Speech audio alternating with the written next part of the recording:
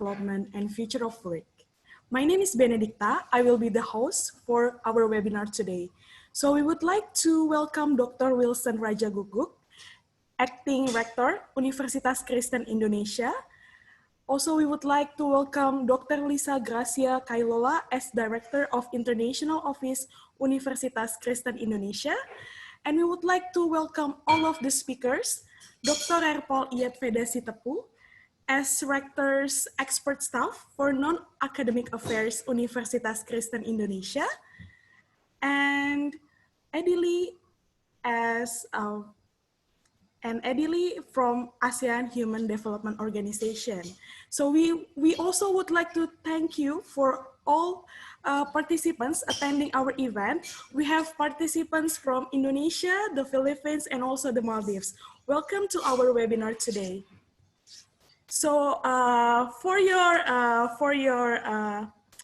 information, this is the line of the speakers of our webinar today. We have Dr.rer.pol Veda Sitepu from Universitas Kristen Indonesia and Edili as Executive Director, ASEAN Human Development Organization. So please focus on these webinar rules. First, the webinar will be held for 2 hours from 1 p.m. until 3 p.m. All participants have to join the webinar from the beginning until the end to get the e-certificate. There will be International Office Committee who check and update the participants' attendance. The third is all participants need to have real name for their usernames as the requirement for e-certificate. The fourth one is all of the participants are suggested to silence the microphone by pressing the mute button on your devices along the session from the speakers. The fifth one is if there are some questions along the session from the speakers, you are able to write down your questions in the chat box. And the last is please be active in question and answer session by raising your hand to ask direct questions and turn on your video as well as your microphone. So we would like to hear opening remarks from Dr. Wilson Rajaguguk, MSEMA, Acting Rector, Universitas Kristen Indonesia. Please, sir.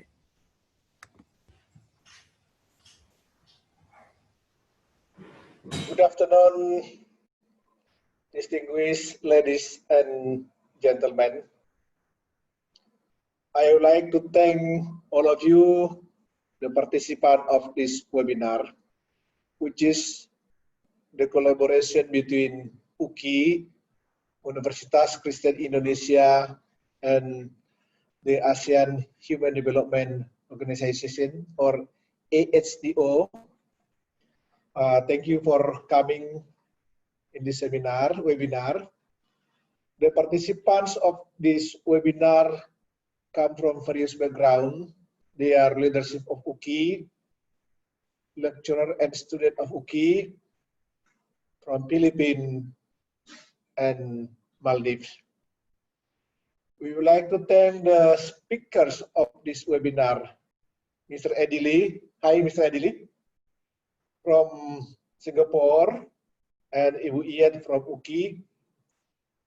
They will enlighten us on human development issue in ASEAN countries, how to sustain and develop entrepreneurship and innovation, and also and the future of work look like for graduation post COVID-19. Our grateful to the ASEAN Human Development Organization and also for Kantor International UKI for opening this webinar and to make it happen. I hope all of us have productive discussion.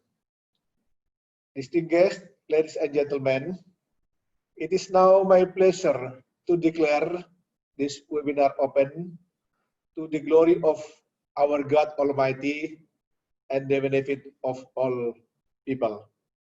Thank you very much.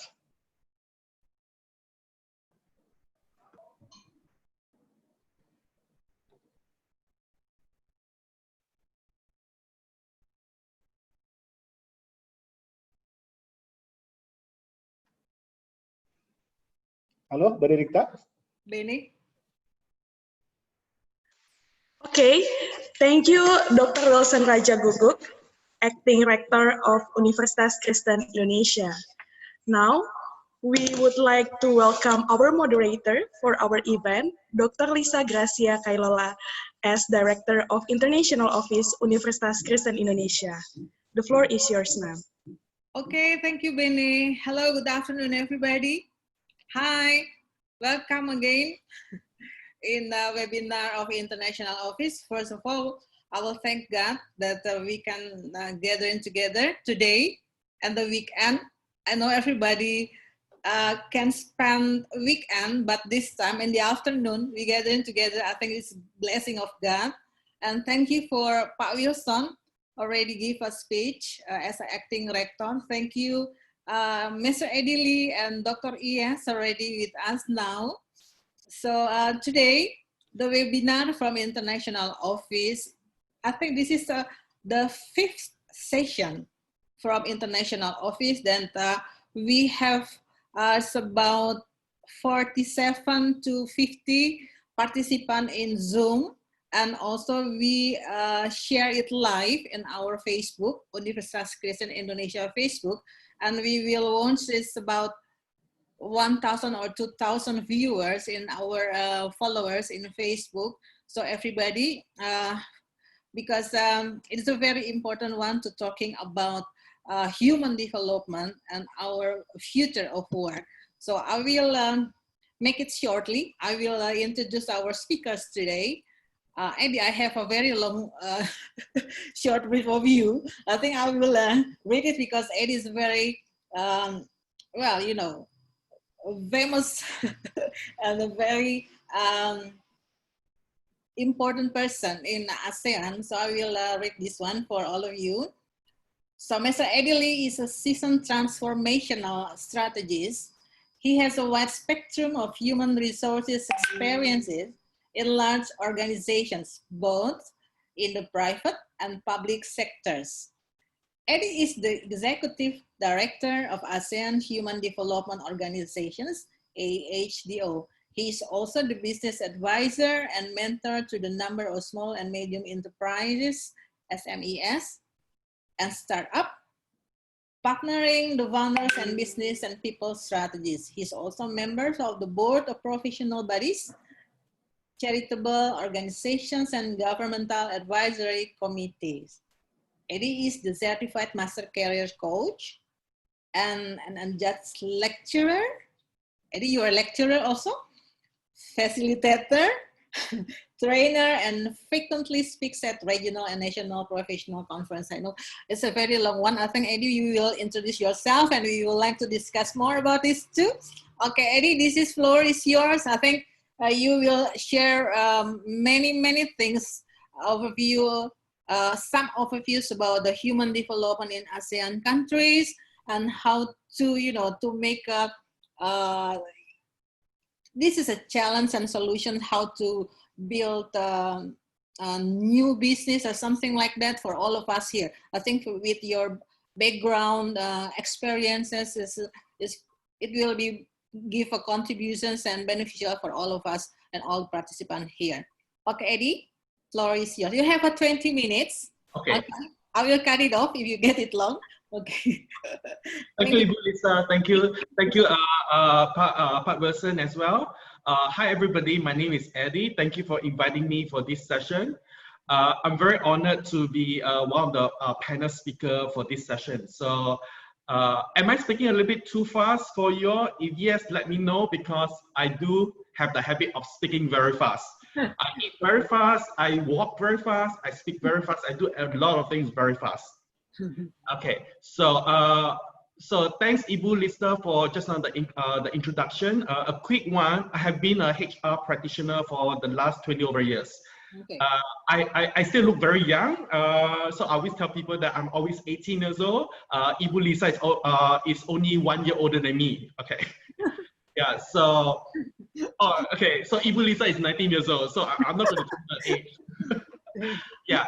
And after I left HR corporate job, I actually moved on to do a lot of mentoring to startups, but really focusing on Asian startups. What happened is I always find that we have a lot of foreign talents from Western world coming to Asia. So one of the objectives that I really want to move forward is really how to build Asia or ASEAN or even Singapore talent. So that's the reason why I left my corporate job. And then I happened to be the executive director for Singapore Human Resource Institute last year. And then this year, I was asked to join a newly set up organization called ASEAN Human Development Organization. So as the executive director, at the same time, I do have my own consulting company whereby I'm advocating on applied career coaching certification. A couple of weeks ago, I was also appointed as an international partner representing the World Business Angel Investment Forum, which is quite similar to the World Economic Forum. So I'm actually representing Singapore, really advocating on the startup as well. So I'm actually moving from a HR functional role to a business role, and also doing some regional work as well. So this is a very quick introduction of myself. I would like to share my screen to go into my presentation.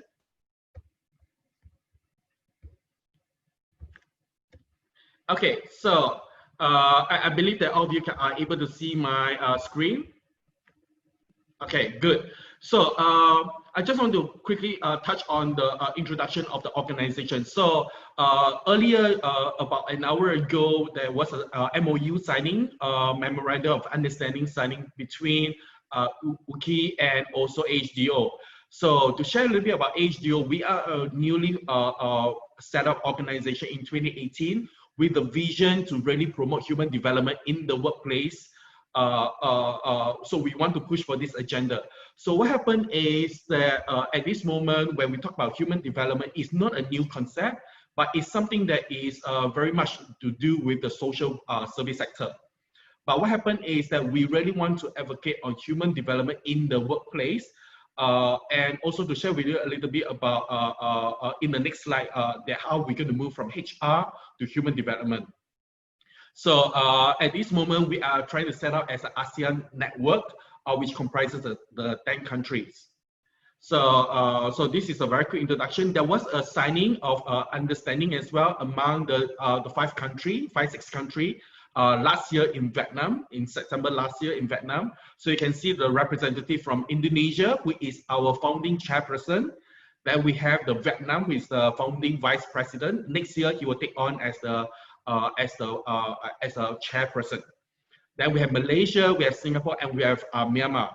And right now we do have Philippines very interested to come on board, and we have Cambodia, and we have another very interesting country that is also going to join us, which is Timor-Leste. They are in the midst of applying to be part of ASEAN. So with that, we actually have quite a number of the ASEAN countries that is going to join this network. So to share with you a little bit about myself, just now I mentioned that I've been doing a HR for the last 20 over years, but my observation was that as a HR person, we have very often focused on the R part, human resources, but we have been focusing on the resources part, which is the functional role. Like example, HR has always been talking about talent acquisition, hiring. Then we talk about compensation and benefits, about salary. And then the last, then we talk about learning and development. Sometimes we talk about union matters, we talk about labor matters. But I feel that we have been very much focused on the functional part. And we have been so busy firefighting on a lot of things happening. And sometimes we have not spent enough time on the human part. Okay, and really developing human in totality. So when Bob Aubrey, the founder and the strategic advisor, first broached this idea about human development, we all got very excited. We do not know what we got ourselves into, but we're all very excited to want to work on human development. And I actually really begin to evolve from a HR to a HD part of it. So, first of all, this slide is actually to share a little bit about the definition of human development that we are advocating. I'm not going to read the whole thing; it's very long. But what happened is that after that, we can always share the slide with you and with you, Yuki, and you can actually share with the participants. Okay, so I'm not going to bore of us to talk about this. So this is actually some of the reference that we took to come up with our framework. So when I first came aboard December last year and early this year as an executive director, so one of the things I actually asked, what do we mean by human development? It's a very abstract concept. And even within HR, we have the founding members are all the HR association. And every time when we discuss in our board meeting, we all seems to be talking about HR. So my question is, are we talking about HR or are we talking about human development? So I decided to work very closely with the board and also with Bob Aubrey to really articulate, to come up with the human development framework. So my first point of reference, instead of doing something totally new, I say that, hey, why don't we pick up something that is already in the that is already available, and that if we are able to link it up with the United Nations, that would be the best. So what happened is I took from United Nations Sustainability Development Goals, in short called SDGs. They have total 17 goals. So instead of taking all 17 goals, what happened is I'm picking up 8 of them. You can see from my first point, I'm taking up goal number 3, 4, 5, 8, 9, 10, 16, and 17 because they are related to humans. Okay. So even though point number 1 is talking about poverty, but I'm actually talking about humans in the workplace, it seems that these are the 8 goals that are very closely related to what we are advocating. So at the same time, because we're called ASEAN Human Development Organization, so I also want to focus on ASEAN culture. So I'm not bringing the European culture, I'm not bringing the US culture, but I'm focusing on the ASEAN culture. And another part of the framework to be included would be the corporate and individual social responsibility. And then the next one, I want to talk a little bit about diversity inclusion. Over in this SDG, I do see that it's gender equality, the goal number 5, but this is only one point of diversity inclusion. I would like to advocate even for mature workforce, the youth employment. I want to talk about people with disabilities or special needs. So these are a lot of things that we want to advocate. So I put all of this under diversity and inclusion. And the last one that I will really want to touch on will be the resilience management. In short, because of this COVID, a lot of companies started to talk about business continuity planning, BCP in short. Some companies call it crisis management. But I prefer to use the word resilience management to build resilience within the organization and also in the people as well. So that's the reason why I've decided to choose the word resilience, and it is more proactive rather than reactive. So this will form the framework of the HDO, Human Development Framework.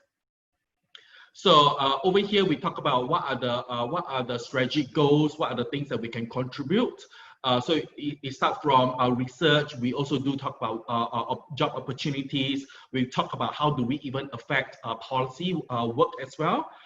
And then we talk about even technology and the future of work, which is also part of our discussion today. So here we actually categorize everything into 4 main groups, starting from developing ourselves, and then how do we connect ourselves.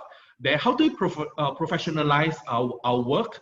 And lastly, how do we provide support for one another as well? So these are the few things that we are looking at developing as a value proposition. So this is talking about our regional advantage. I would say the key thing is really we are going to have our ASEAN Human Development certification. Sorry, there's a typo, not HR. You see, we made a mistake again. So we are moving from a HR to a HD. And then we also talk about the learning expedition across the different ASEAN countries. So then we also look at how is it going to benefit the as an individual professionals, the organization, the association, and also as a business and also university as well. So this summarizes about human development in short, because there is two parts that I'm actually covering. So I just want to make sure that I cover this part of it for the human development. So the next part I want to touch on is entrepreneurship and also innovation. So the trend, I would say that in the past, we talked a lot about moving up the ladders. Okay, so we move from as an employee to supervisor to middle management and then to executive to be the CEO. But I would say that the trend has now moved beside climbing up the ladders. It's really talking about the influences, your different perspective, and what are the things that you can actually bring to the organization, including like complexity and the impact that you can bring to the organization. This is really something that is resonating with a lot of the young people, the millennials coming into the workplace. They are not so keen to, they may not be willing to stay in the organization for very long, which means that they cannot promote up the ladder. Okay. But the thing is, they are looking at what kind of impact they can bring to the society, to the organization, or what can their organization that they are going to work for bring impact to the society at large.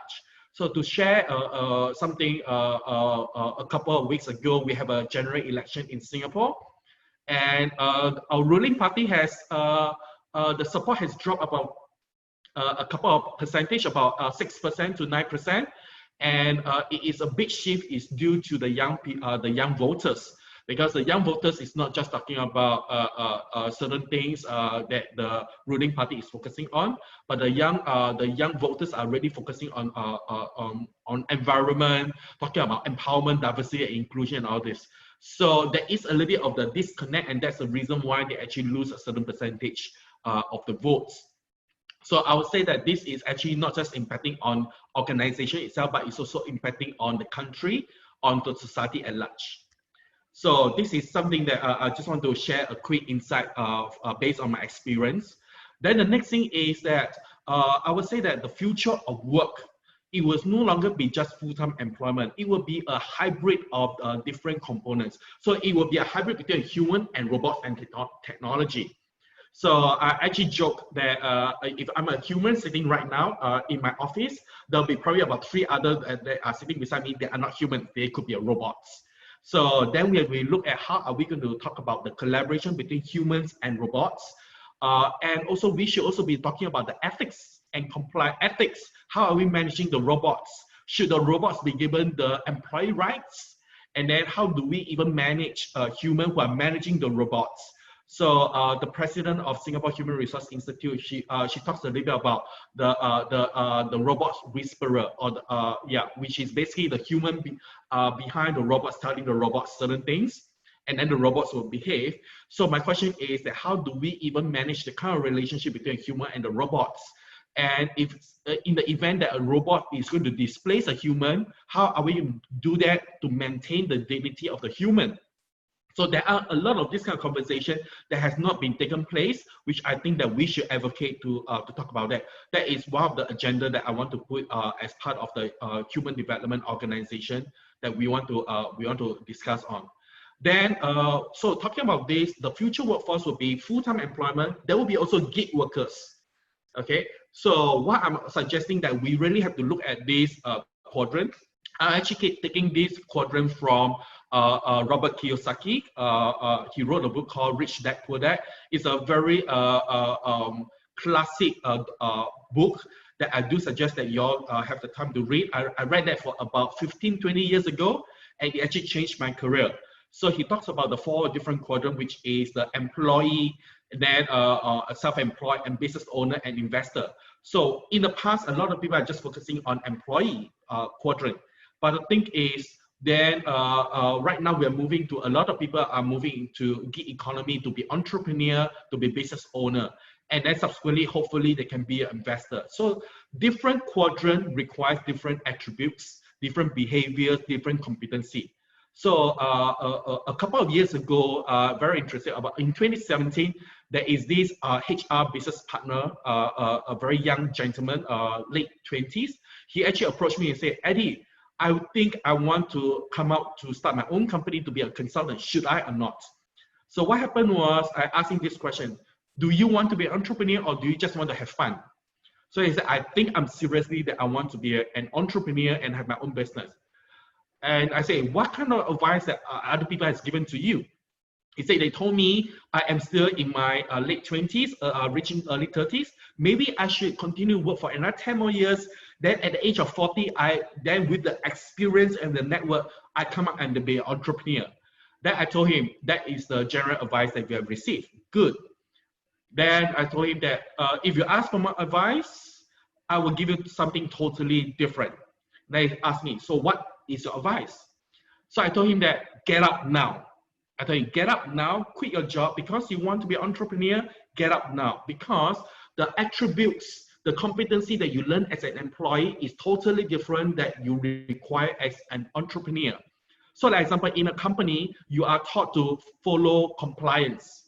You are supposed to follow the processes. But as an entrepreneur, you have to break all processes. You have to be able to take risk, which in organization, you are told not to take as much risk as possible. You are supposed to follow what are the best practices. So you are probably going to increase the competency of following the processes as an employee, but when you become an entrepreneur, it's totally different.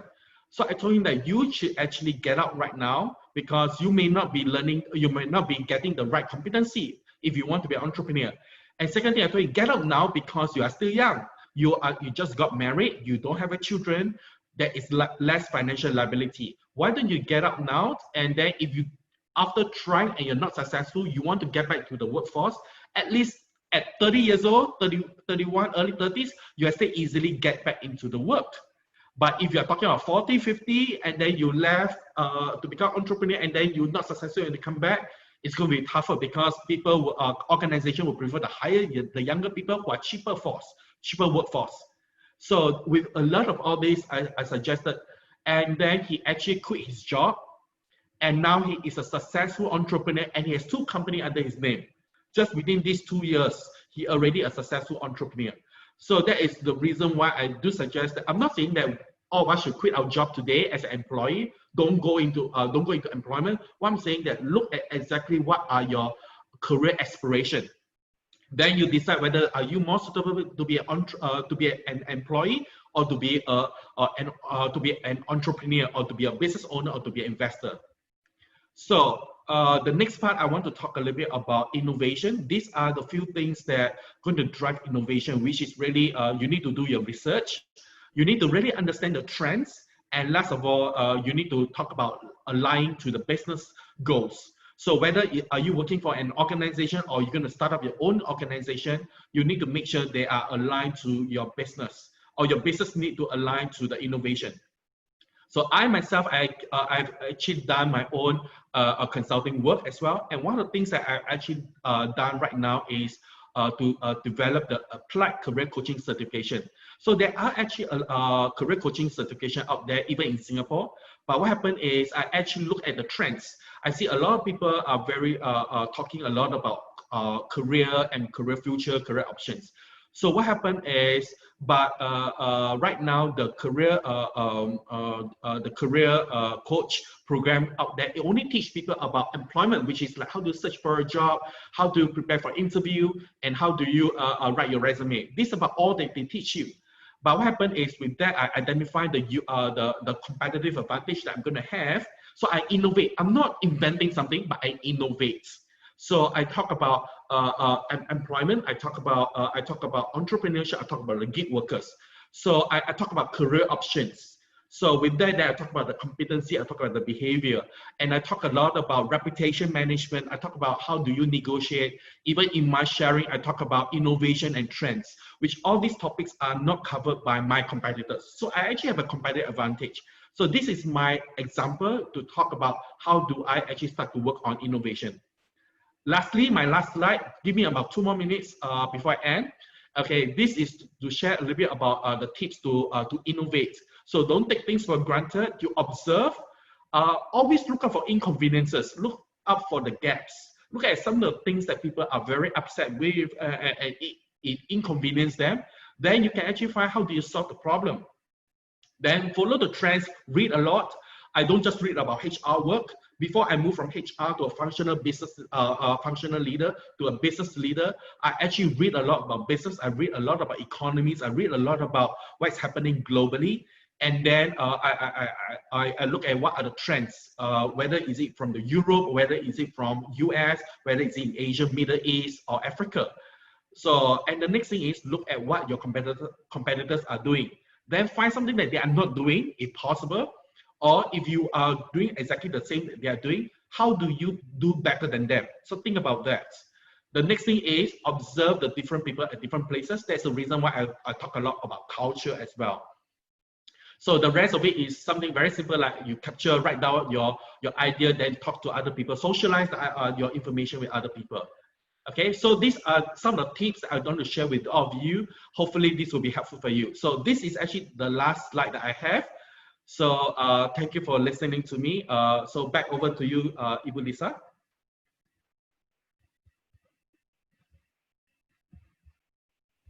Yes, thank you, Eddie, for your presentation. This is a very challenge topic to discuss. Many things, it's a very wide perspective. We're talking about business, human development, entrepreneurship, and innovations, everything in the one short time like this one. I think we come into discussions about this, and many questions will come to you. And before I like to introduce Dr. E.S.B.I, I will read her bio, short bio. I will give some greetings. Dr. E.S.B.I, are you here? Hello, Ma'am E.S.B.I. Ma'am, sorry, Ma'am Yet has trouble connection now. Okay. I'm trying to find out how to make her connect again. Please wait. Okay, thank you. Okay, well, we're waiting for Dr. E.S.B.I. Eddie, I think talking about entrepreneurship and innovations in ASEAN country, do you think that some explanation before we come to Dr. E.S.B.I presentations, is challenge for our young generations? Is it difficult to build their own business on their own business in ASEAN countries? That as your experiences, would you please explain about this one? Okay, so based on my experience, interestingly, just looking at within Singapore and also like Thailand, Malaysia, and even Indonesia as well, and Vietnam, I do see that there are a lot of startups that's coming up. Okay, a lot of startups and a lot of tech startups, and the young people are so clever. They are so clever. Even though I say that I'm 18 years old, but when I look at all the young fresh graduates, they are so smart. They are even smarter than me when I was their age. Yeah. Okay? And they have a lot of ideas. So what happened is, the only problem is how do they translate the idea to business? Yeah. Okay. So I also read one very interesting article that actually mentioned that for startups, for a very successful startup founder, the age is about 40 to 45 years old, or about 45 years old. Interestingly, the reason is because they have gathered some work experience in terms of how does an organization work, and then after that they are able to apply into the business. Okay. So for the young people, for the young people, they do not have the organization experience. Yeah. Okay, they do not know how to start. So maybe it's good for them to actually, with the idea, they have the innovation. Maybe they can partner with somebody slightly more senior so that they can be more successful. So I'll say that the young people have the ideas. Okay, are very smart. But then how do they turn into business? Maybe they can find a co-founder who is able to support them on that. Okay. Thank you, Eddie. Thank you very much. And we come to deeply conversations about and discuss about it too, because it's a challenge for our generation, our young generations to come up into a new business in this area. Okay, what they have to prepare for that or develop their competencies. Okay, I think Dr. E.S. is already with us now. Hello. Hello, Ma'am E.S.B.I. Hello. Hai, halo. Hi. Sudah kedengeran? Sudah. Okay. Finally, you here. Dr. This is Eddie. Hello. Yeah. You have Hello. met him before. I'm sorry, I wasn't able to connect the last few minutes of your presentation. It was Okay. very interesting, but I'm sorry if I missed some, and yeah, if I have to repeat what you have presented, perhaps later. Okay then. Okay, thank you, ma'am. Yeah. Okay, all the participants now with us is Dr. Veda Sitepu. I will read her bio. It's also the long one, so I'll make it shortly. Okay, Dr.rer.pol Veda Sitepu MA earned her doctoral degree in higher education from the University of Kassel, Germany, in 2011 with a dissertations about graduates' competencies and her master degrees in English from Ateneo de Manila University, the Philippines in 1995. She is a former Dean of the Faculty of Letters, Vice Rector for Students Affairs, Legal Affairs and Corporations. She is currently Rector's expert staff in non-academic affairs in Universitas Kristen, Indonesia.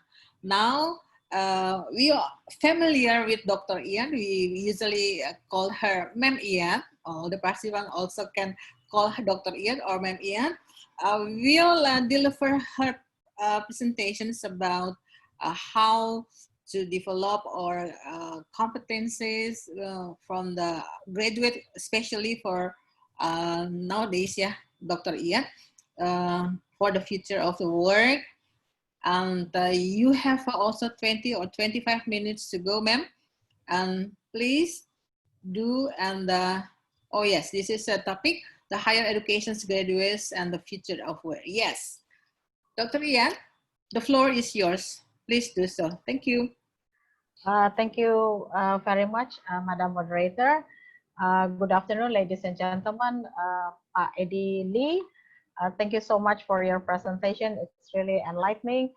And I would like to now present my paper or my presentation on higher education graduate and the future of work.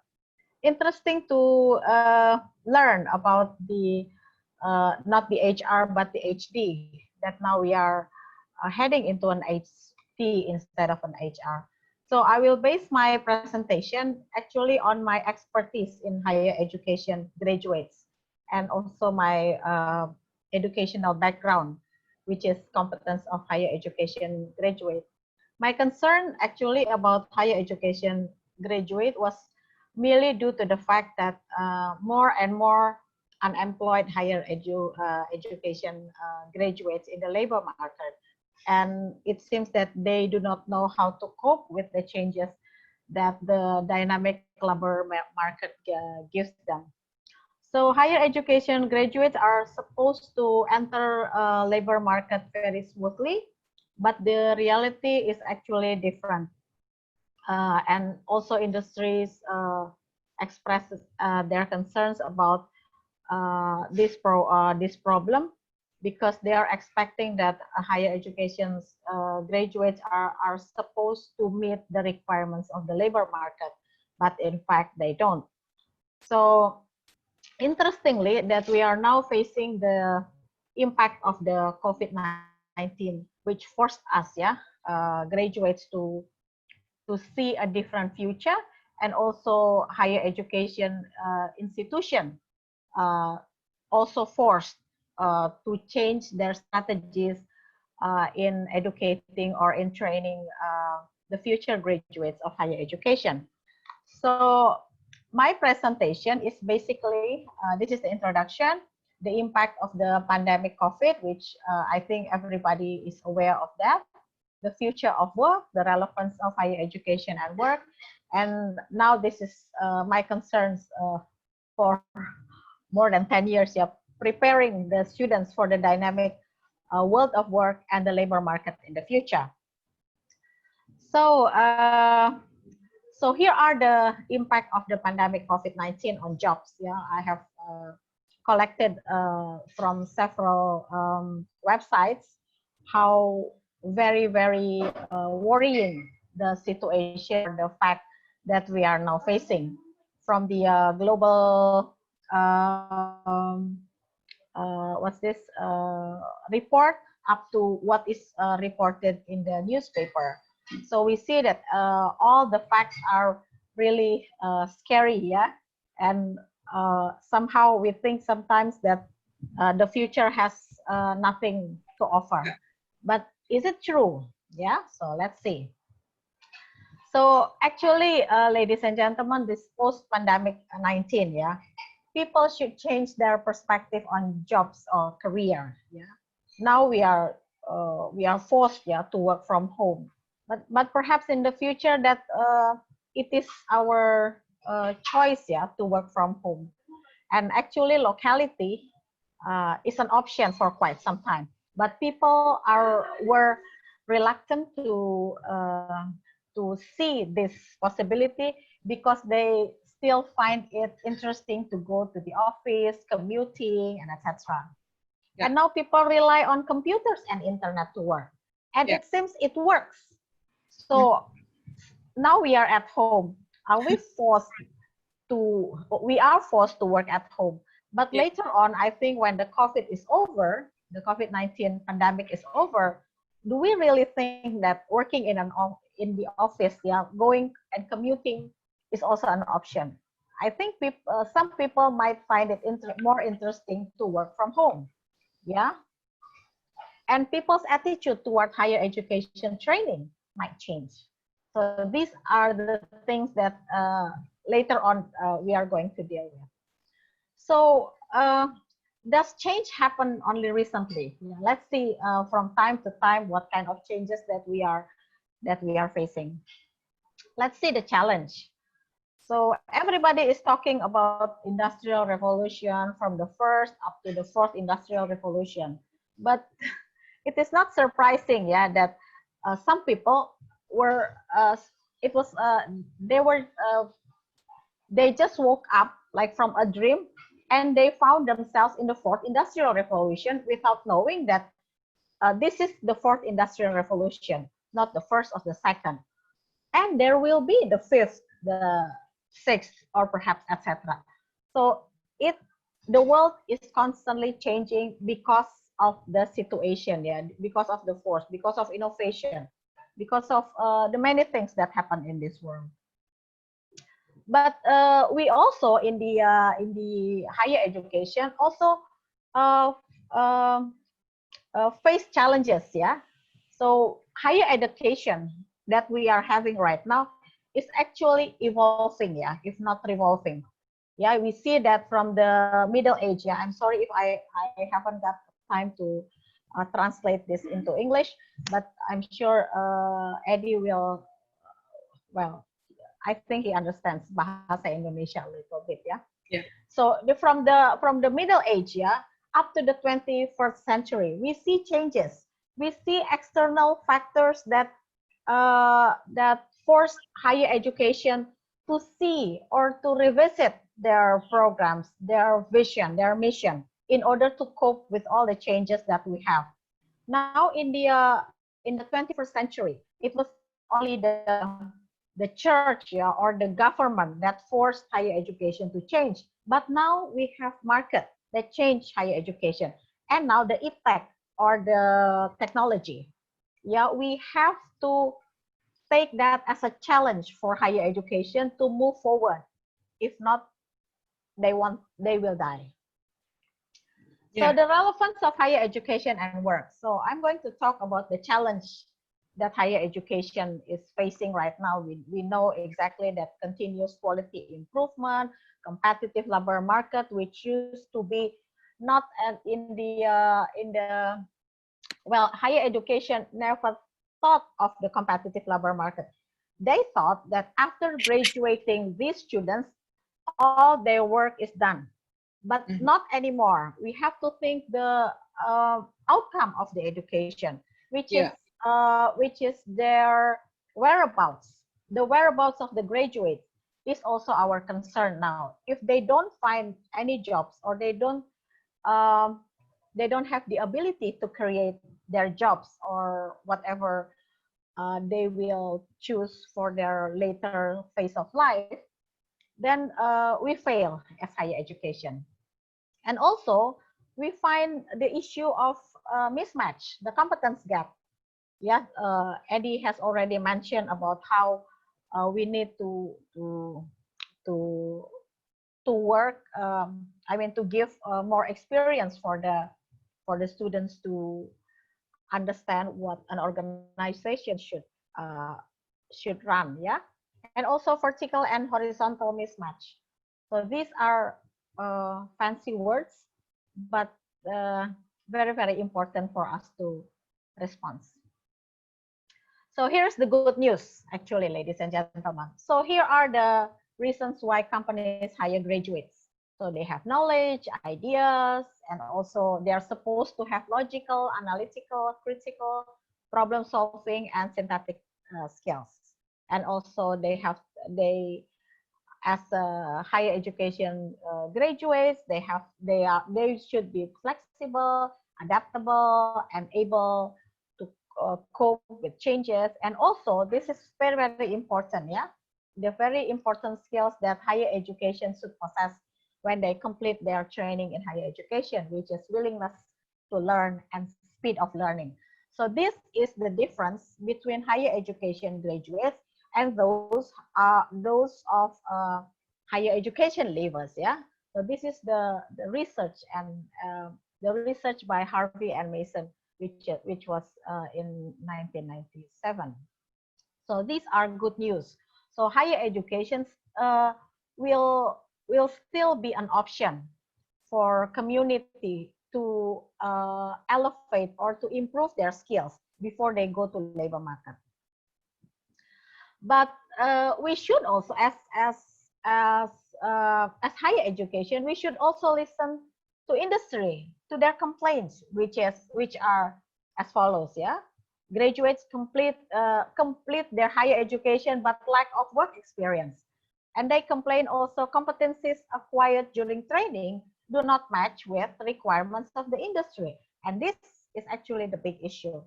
And the last one is industries spend more time and money to train the recruits.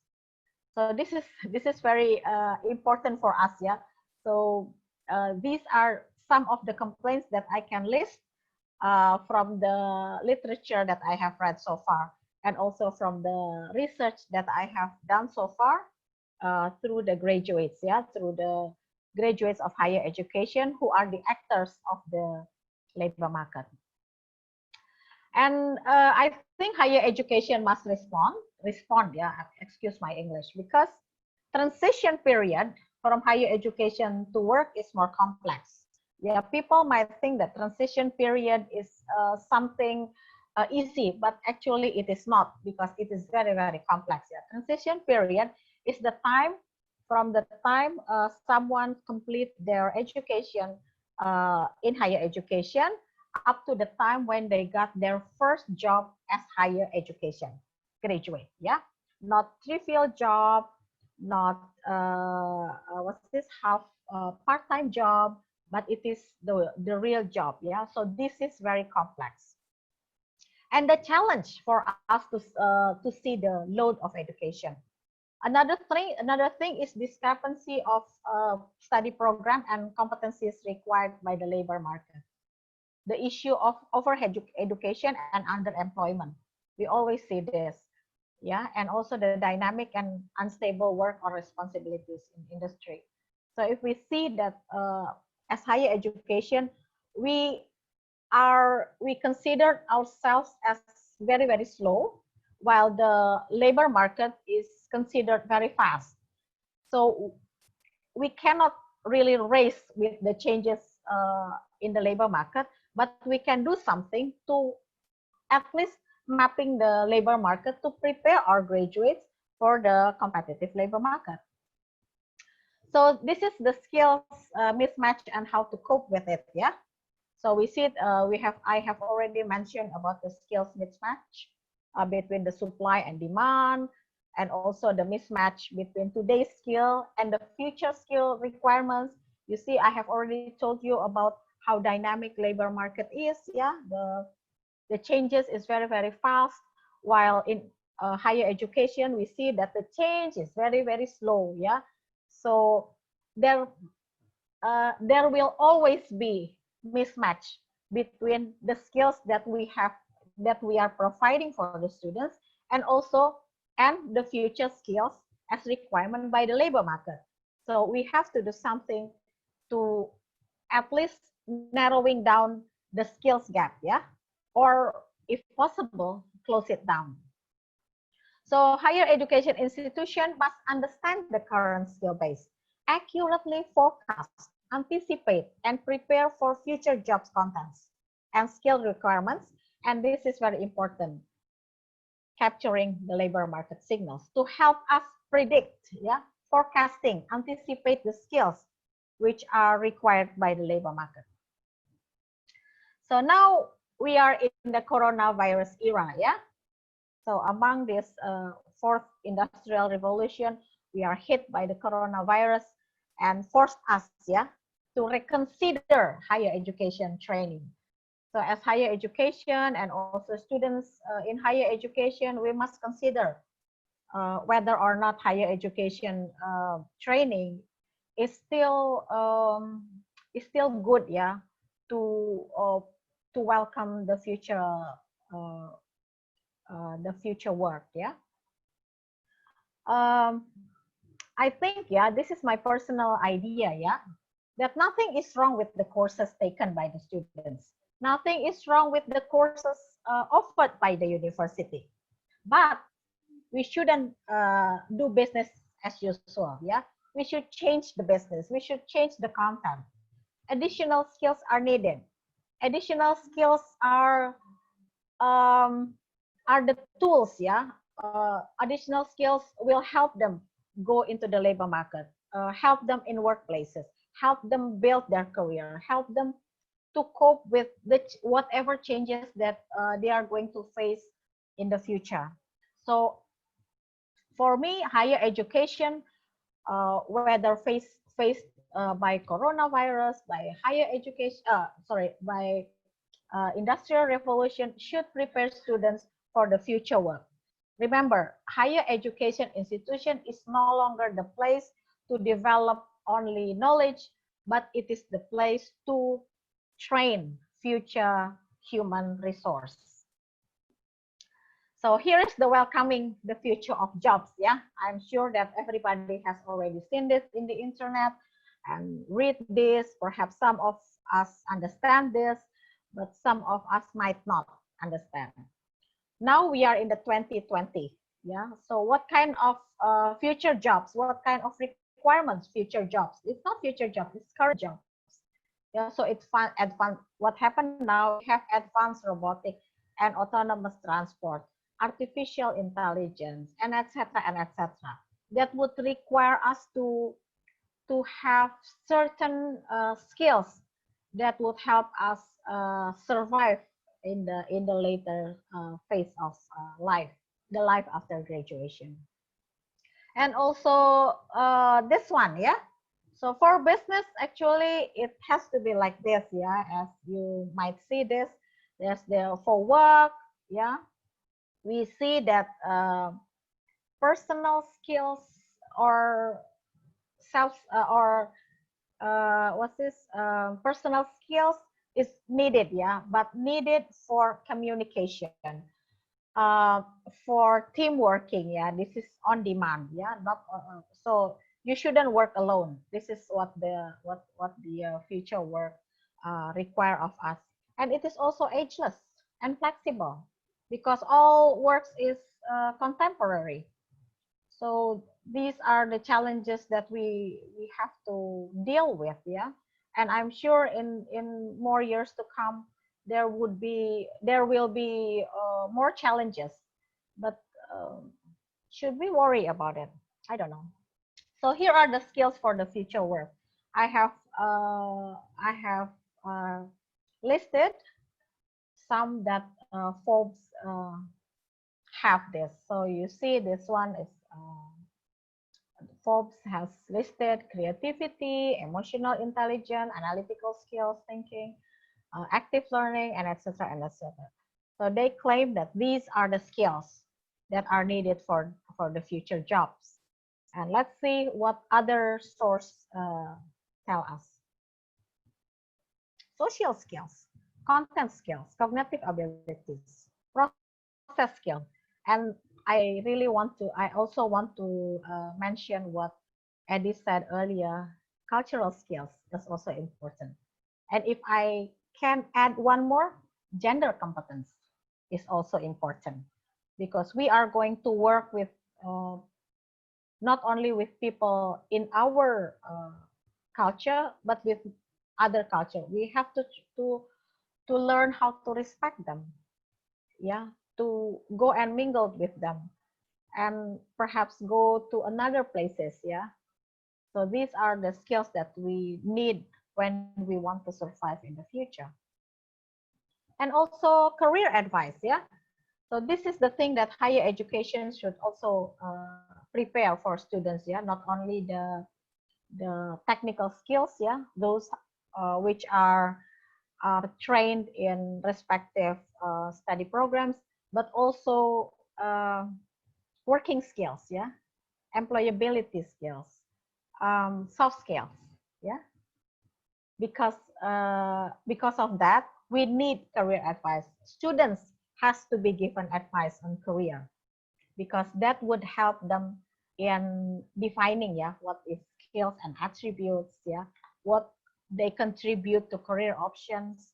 And career advice is needed because it would help the students to see what kind of labor market that they will deal in the future. And also career advice is needed because the best study scheme is to earn the experience, not only at school, but also in industry.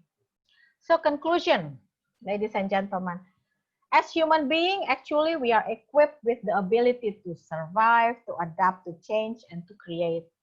The future might be unpredictable, so we have to prepare ourselves not for a specific job, but to adapt in the dynamic world. Higher education training is still important to help us in developing soft skills or working skills. Internship and work experience in industry will be an added value. Higher education institution must adjust its curriculum and at the same time capture the labor market signal to narrow down the competence gap. And last but not least, is lifelong learning is the key to success. And please always find time to gain more knowledge, skills, and be open to possibilities. Thank you very much. Okay, thank you, Dr. Ia. Hello. Yeah. Yes. Let me just let me just pause the share. Okay. Okay. Okay. Yes. Thank you very much, Dr. Ian. These are very clear and concise explanations. This is a message from Dr. Angel Damayanti also. Then many message for you as well as to Pak Edili too. Okay, I think this topic is very interesting, not only for the students, but also for all the lecturer or for the public, because there is a challenge for us now how to face the future of the work, especially post-pandemic coronavirus 19. So there are some questions that I will read. One from Arya Wirakusuma. Thanks for your presentation, Sir Eddie and Ma'am Ia. My name is Arya from Faculty of Social and Political Sciences. I think it's from UK too. I would like to know, is there any specific conditions that support people to have collaborations between human and robots in the future work, like in Indonesia? I think maybe he interested about that from presentations of Eddie. You mentioned about the robot, right? Like that. Or artificial intelligence, like Bu Iyat, Ma'am Iyat said also. So maybe we'll come to Eddie first. Eddie, some explanations about this, please. Okay, so I would say that in the past, a lot of work is actually done manually, which is probably the second industrial revolution. Then the third revolution, industrial revolution is talking about automation. So we already started to work with technology, but it's very much focused on automation. But then, like just now, Ibu actually mentioned, is that we are talking about the fourth industrial revolution, whereby I talk about robots. So there will be a lot of the things we talk about artificial intelligence, we are talking about machine learning. So all these things are going to be in place, and it's going to get more and more moving forward. And also because the business is actually looking at how do we actually have all this kind of intelligence and analytics that is going to be put in place in organization.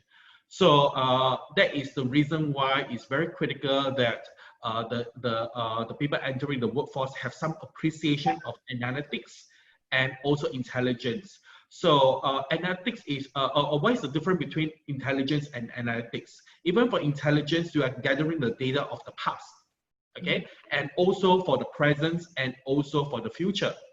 But the thing is that is gathering the information, and then the next thing is how do you use it for analytical purposes? How do you analyze the data? So it will be about the why.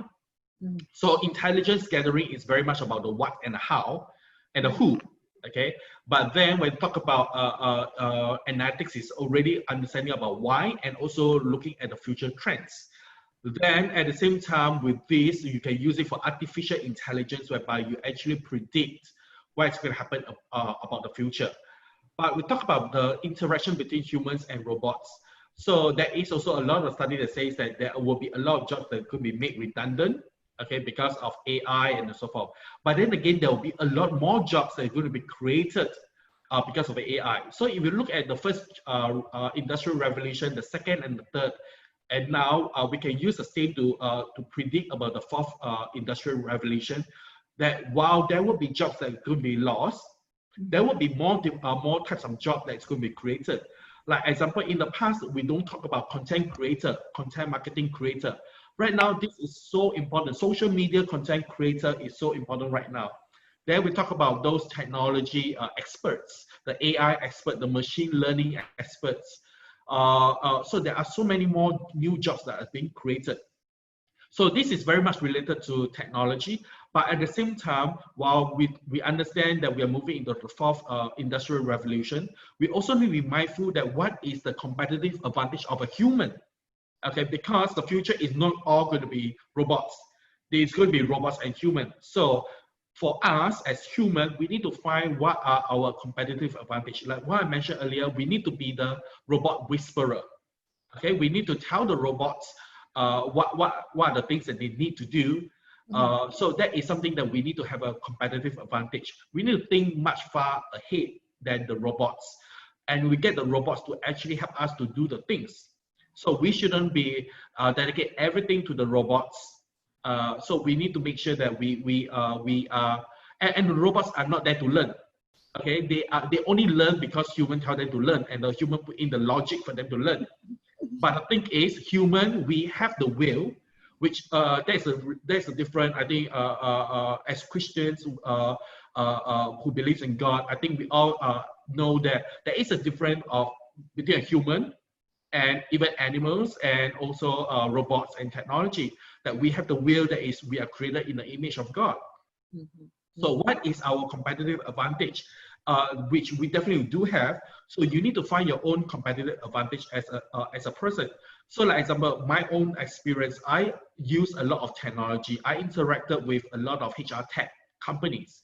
But what happened is that there are a lot of things that they are focusing on technology, and I'm able to help them on the networks. So can AI help on the networks, building on the relationship? I don't think so at this moment. Maybe at least not in the next 10 years. I'm not going to say in the future it can't, but maybe possible, but at least I know they don't. So that is where I step in and close the gaps. So there are a lot more things I can talk about. I can go on and on and on, but I think I better pass over to the esteemed speaker to share. Yes. Okay. Thank you, Eddie. Okay. I think it's a very general one. It's a very big perspective about the collaboration between human and the technology or the robot. Okay. Maybe Dr. Iet can add some explanations about this, because it's also questions specific in Indonesia. Maybe what the specific conditions have to we collaborate between human and robots like that. Okay, thank you so much, Ibu Lisa. Yes. So Arya, please don't be afraid of robots. We made them. Yeah, we made them. Well, it is true that robots and machines have already taken some of our jobs. Yeah, but don't worry. We are blessed by creativity by God. Yeah, this is human survival skills that we have earned ever since we were born. That we have the ability to adapt to change, and we are blessed with a brain, yeah, that would help us in creating things. So unless no, not unless, so you just have to be creative, you just have to be adaptable, you just have to be mastering the human skills that no robots can master. You will survive. I think that is an additional comments to Arya's question. Okay. So don't worry, we built them. Okay, there's a very specific message for us now. Okay, and also I need also to emphasize what Eddie said. We need to have competitive value. Yeah. Yes. Otherwise, we would regret it in the future. Okay. Thank you, ma'am. Okay. This is from Arya, and I will move on to another questions from Mage. Okay, I will read this for everyone. Hello, everyone. My name is Mage from Faculty of Letters, Universitas Kristen, Indonesia. I would like to ask all the speakers. First, or there are two. First, is there any correlations between the quantity of people with the quality of the work related to human development implementations? I think it will goes to Pak Edi, yeah? Pak Edi, yes. Yes, please, Pak Edi. Yeah, okay. I think that so far there is no studies that is being done on that. I think first of all, human development has always been very much about social service sector. So the area that we are looking at that is related to workplace or workforce is something very new, and we are advocating. The closest that I can think of is still coming from HR, human resources, but under the learning and development part of it. Yeah. So I would say that my experience as somebody working in a corporate for the last 20 over years, okay, and also interacting with a lot of HR practitioner and also with the business leader, that's the reason why we talk about performance management. Okay, we talk about delivering work, and this is talking about how the reporting manager will assess the employee, whether are they able to do the job well. So we talk about the quality of the work. So and this has always been something that the managers are always very worried about, and also find very difficult to have a conversation with the employee, how to get them to do the job better. Okay, how to become more effective, efficient, and productive, and that's how they actually tie into compensation and benefits, which is the bonuses and promotions. So from the perspective, I would say that there is already a certain correlation, and that's the reason why a lot of companies are putting in place initiative to advocate on learning and development. So they believe that that through learning and development, it increases the competency or the quality of work of the person. Quality. And sometimes because of that, if you're able to do the job well, okay, so there are some companies also talk about that if the person can do the job well, meaning that I can actually reduce the number of the person doing the job, then the next question is, are we going to make the people redundant, or are we going to be able to redeploy them to something else? So there is a lot of the discussion that's going on within the respective organization. There is no certain formula or certain magic pills that we can take. We have to look at the respective organization to come up with a certain recommendation that how do we increase the competency, or in your words, you were talking about the quality of work. Okay, and then the next question is how will it impact on the people within the organization? Yeah. So this is something that every organization has to think about it. There are a lot of options because it ties into the financial situation of the organization. So if the organization is only looking at growing within the country or looking at expanding beyond the country, then they require more people to do the job. So there is a lot of factors that's involved. So it's not just one simple factor about that. Okay. Thank you, Eddie. Thank you very much. Okay, we move to second one. I think it goes to Ma'am Ian. Ma'am Ian, many people are looking for convenience. Yeah, everybody wants to be convenience, to be comfort, including the university students. What is from university students? What are important aspects do you think needed by the student to have more courage towards for inconvenience nowadays? What? Excuse me. Let me just. Yes, So you what know, is the from the comfort zone to face the in comfort zone, you know, what is okay. the good aspect one? Something like that. I think that's the point. Okay. So students, of course, students like something comfortable. Yeah. No homeworks. No deadlines. Yeah. This is actually what students are looking for.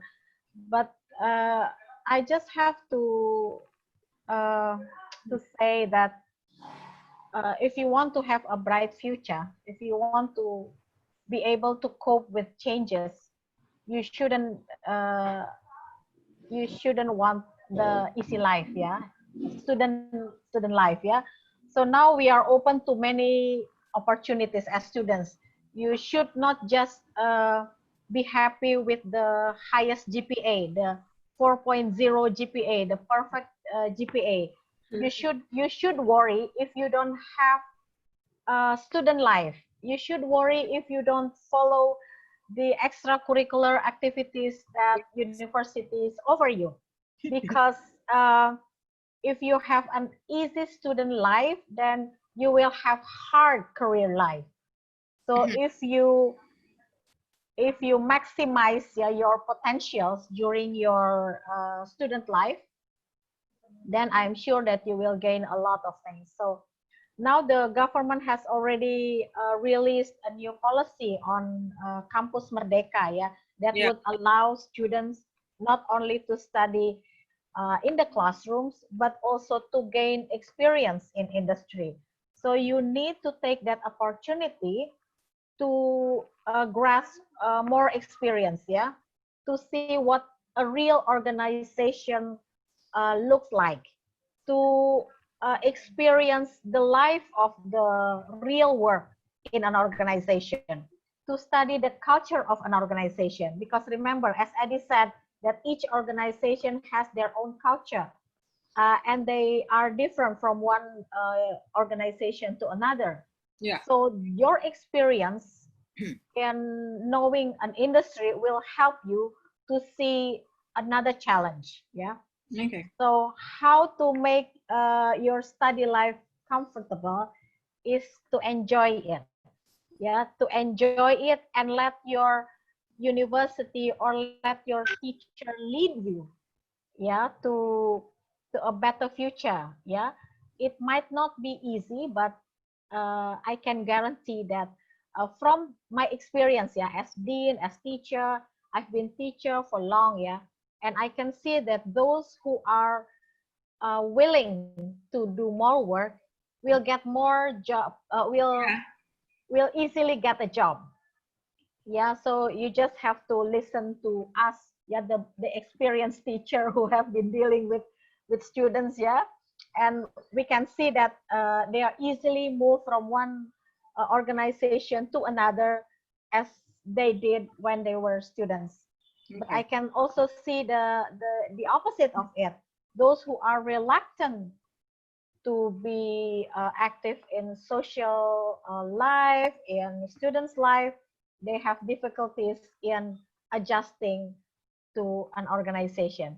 And if they do, it won't last, because I have to remind you that your diploma will get you into a job, but it is the soft skills that keep you in whatever career that you are looking for, or if you are taking.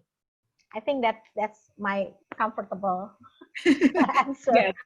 Can I jump in? Eddie, you have to add, yeah. Yeah. Okay. I think first of all, there is nothing wrong about convenience. There's nothing wrong about inconvenience. Okay. The reason why I say that, I'm not saying that everybody needs to move from convenience to inconvenience. What I'm saying is that there are some people who is going to be soldiers. There are some people who is going to be generous. Okay, we cannot have in a society that everybody are soldiers who are always trying to be comfortable. Neither should we have a society where everybody are focusing on inconvenience, who are going to be who is going to be generous, okay, who is going to be the political leaders, who is going to bring change. Okay, so we always need to have a balance between the general public, okay, who is focusing a lot of convenience versus people who want to bring the change, which is inconvenience.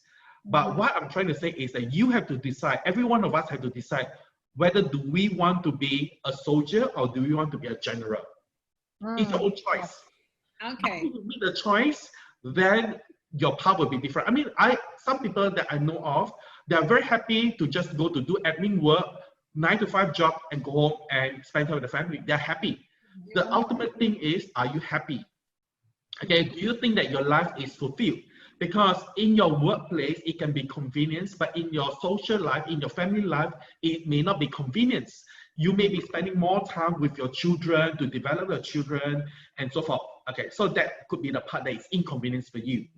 So you have to choose which is the area that you want to be convenient, which are the areas that you want to be inconvenient. So like example myself, I'm already involved in a lot of work, okay, and I'm actually getting more and more interesting things that's going to come out. But at the same time, I'm actually doing an EMBA. Okay, I'm doing an EMBA, executive MBA, because I want to interact with people that is not within Singapore, but across the globe. And I'm also doing another executive leadership program, a peer-to-peer HR mentoring program. So I'm actually doing 2 programs right now, concurrently for 1 year. And the timing that I need to do this, they are following the Western timing, which is following the US timing. So I do have to wake up like 2-3 a.m. to listen to webinars and to have the discussion. So every day I'm sleeping right now about 2 or 3 hours. So there are days whereby I slept at 5:30 a.m., 6 a.m., 7 a.m. I slept. So this is my inconvenience because I'm able to bring value to my future of work. So this is the kind of life that I want to live. This is the kind of thing that I want to challenge myself. Yeah. So and that is the part that I'm happy about, and I feel that I'm having a certain level of achievement. And like example, another thing to share is, as a HR person, we always do our job in-house. But the last 10 years or so, I decided to step out to speak at events. It's my inconvenience. And as more, and I used to start, and before I step into speaking engagement, I do a lot of in-house training first to practice, to share with people. Then from in-house, that I join, then I go for workshop external. Okay, then after that I go for seminars, and then I go for conference within the country, and then now I'm doing regional conference and global conference. So it's an area that step by step that I want to lead myself into. So I mean, this is my personal experience. So I hope that this will hopefully inspire some of you who wants to be a game changer in your own country and also in the region itself. Okay, thank you, Eddie. I think the point is, you know, we have to have our ability to balance here, because we cannot make everything comfort to ourselves. How to adaptable, yes, how to between convenience or inconvenience, how to match with this one or mismatch with this one. So, you know, it is, everyone have a standard to get their own goals in life, I think. So, exactly. Okay. So my inconvenience is work. My convenience is I don't cook. So I order takeaway. So that is my convenience. So there's nothing wrong. Okay, there's nothing wrong with it. Okay. Right. Okay, Eddie, I think it's it is very connected to what they previous statements about how to develop competency of entrepreneurship, because somehow to build startup, to develop startup entrepreneurship, you have faced more challenges, many problems, and it's inconvenience too for some for the students or for the one who have to make a new business. Yeah, it's very inconvenience challenge for that. Maybe you have some tips or advices for the newcomer to business to develop a startup or something like that. Okay, I think I go back to just my slide to talk about the tips. Mm-hmm. It's really to look at what are some of the inconvenience that you personally feel experience. A lot of the startup that my observation is start with their own personal experience. They are trying to do something and then to realize that it inconveniences them, and then they're thinking what are some of the innovative way to solve the problem. So to give one very good example, I think we can talk about Uber or Gojek. Okay, Gojek, right? So what happened is in especially Gojek in Indonesia, everybody drives, but the thing, it creates traffic. Okay, and then how about for those who don't drive? And the thing is, so for example, I use a lot of Uber, I use a lot of Gojek or Grab. It's because I don't drive. Okay, I don't drive, and I refuse to learn driving because one of the reasons why I refuse to learn driving is because my thinking is when I'm driving, I'm focusing on the road. I cannot do a lot of other things. Oh yes. My time is very precious to me. So I said, why should I spend my time focusing on the road in front of me to make sure that I get point A to point B safely? Why don't I spend the time to think about my work? What are some ideas? So I say that I'd rather have somebody who drives me. But the thing is, so in the past, I take public transport. Okay? Or another alternative is, unless I'm very rich, I hire a chauffeur. But I'm not that rich, okay? So I only can take public transport. But right now, because of Gojek, Grab, Uber, I can easily get the services, and then I can still focus on my work. Okay. So that's how this kind of startup began to start, and they become very good because they observe the inconvenience that people like me face or they themselves face, and they begin to find a solution. And they are very innovative because they say, instead of they buying vehicles, instead of buying cars, why don't they actually find people who already have a car who are willing to earn additional income? Yeah. So they actually did the matching. So Uber, Grab, they begin to thrive. The next one we can talk about Airbnb as well. Airbnb, yes. Yeah, so so you have to look at what are the opportunities. So it doesn't necessarily mean that you need to come up with something totally new. You don't need to be an inventor. You need to be very observant of what is happening everywhere. So be open to possibilities, yeah. Yes, correct. So I have one ex-colleague whose brother, I mean, they are French people. So the brother actually owns the drones company, the flying drones. Yeah. So what happened is that they actually acquired a company in China, and they wanted to set up the company in China, but they faced a lot of difficulty. So I told them, why are you considering setting up the company in China? Why do you consider setting the company in Singapore? So I began to share with them that, the reason is to set up in Singapore, they can actually tap into a lot of government grants, Singapore government grants. The next thing is, initially they want to set up in China because a lot of customers are in China. But I say, you can set up in Singapore, and we can always send the repairs from Singapore to China very quickly. Within a day, it's possible. So time is never an issue. And the way of doing business in Singapore is much easier as compared to in China. Then the next thing is, I told them that you are focusing on selling the drones, but how many people are willing to buy drones? Why don't you why don't you have another kind of business whereby you can loan the drones to companies? Because companies, sometimes they want to do surveillance or they want to do surveyor, whatever. But the thing is, they are not willing to invest to buy a drone. So the thing is, I proposed to them, I said, hey, why do you consider having a service whereby you loan the drone and this become another business? Then the person got very excited, and then I said, since you're going to sell the drones and you're going to have a business to loan the drones, why don't you have another business to do training of the drones? And then you actually have people who are trained, and then you can charge people money to be certified as a professional droners, if there's such a word, and then they can provide the services to the clients. So in the end, I can create multiple businesses opportunity. Yeah. Okay. So it's really about being creative and thinking outside the box. Okay. Okay. Thank you, Eddie. Oh, very some good contributions for our knowledge, also enlightening us about the how to build startup. Yeah, from inconvenience point. Okay. There are some questions also in the chat box. I will read. Okay. Oh, we still have a time, Benny. Hello, Benny.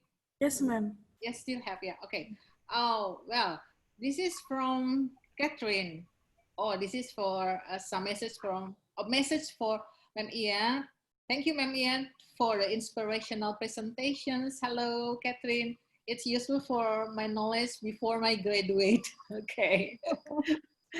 I think the student from Ma'am Ian, yeah. Okay, this is from Clinton. Hello, my name is Clinton from Faculty of Social and Political Sciences. So many advancement in the future of work and career related to the implementations of technology. How higher education prepares young generation, especially in remote area, of Indonesia to catch up with technology development. I think this is from for Dr. Ian. From a remote area of Indonesia, how to prepare, how higher educations or university prepare the young generations to remote area of Indonesia. Like that, ma'am, please.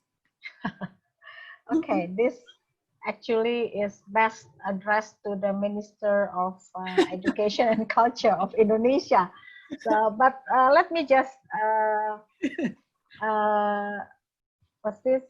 contribute an idea, yeah? Yes, please. Geographically, Indonesia is a very big country, yeah? With 70, with more than, well, tens of thousands of islands in Indonesia. And we even have a term of 3T, ya? Terdepan, terpencil, dan yeah. Yeah, it means that so far. Yeah, it is a term that it is a term for the areas which is remote, yeah, underprivileged in Indonesia. Yeah. And we can see that the development is not similar, yeah, from one place to another. So we can see that this is what people from the East sometimes say, that it is unfair to them who live in the East. But actually, you know, with the advancement of technology, we are really helped, yeah, because we can access education easily, yeah. Why I say that this is an advantage for those living in remote area, because time and space are no longer issues to us when it concerns education. As long as you have internet and a mobile phone, then you can access education. We have now open university, yeah, specially designed for those living in remote area, and we have to open more. We have to be open to more opportunities. We talk about we sometimes envy those living in privileged area, living in capital cities, because they have all facilities. They can grab whenever they can to get something. But people from the remote area should think localities, yeah. They have to develop from what they have. Let's say that people are, well, this is my personal opinion, yeah. People sometimes think they are less privileged, and therefore they are those, they need to be pitied. But in fact, you should think the other way around. People in the remote area can access education as long as they want. they can grow in their area. Government development planning has also think of people living in remote areas. Of course, there are limits, yeah, to all of these things, but don't worry, you can still study, yeah. But if you need more, then try to get like we have now what's this scholarship from the government, Okay. yeah, that you can access, so you can get into a higher level of higher education to the graduate school if needed. But then uh, it is not sometimes the case, yeah. As long as you think you can access education, then well, this is too ideal, yeah. I'm sure this will not answer your questions because I cannot speak representing those living in remote areas. But then Yes. I was hoping that my answer can at least help you to Yeah. realize what that people in remote area has privilege to develop their place, and we need also not only the government that could help you, but also people in in your area. I think I'm sorry if this doesn't Yeah. doesn't meet your expectation, yeah, because I'm not in the position of giving you a satisfying answer, sorry. Okay, ma'am. I think maybe more to higher educations, what the higher educations provide for develop educations to prepare graduates before they come to the remote area. I think we but this is what I so let me just share the experience of Uki, yeah. This yes. is Uki's experience, yeah. So Uki has a mission in higher education that Yeah. would educate people from remote area. So when they complete their studies at Uki, they would go back to their respective places and develop their areas. Yeah. So this is what Uki do. I'm sure that many other higher education institutions have similar mission, yeah, to develop certain areas in Indonesia. From my experience at UKI, I have seen UKI assisted many areas in Indonesia, Nias, Mentawai, Yeah. many areas in Sulawesi and also in Papua. This is I hope will help people in those areas to develop their places. But sometimes we found that many graduates who have completed their studies, they don't want to go back to their place. They just want to stay in the city and have no what's this? They don't have any interest in building or in developing their areas, and this is very sad because we were hoping that after a higher education training, they would go back to their respective places and develop their areas and help the community to grow. But that's my answer, Ibu Lisa. Okay, thank you, Dr. Ian.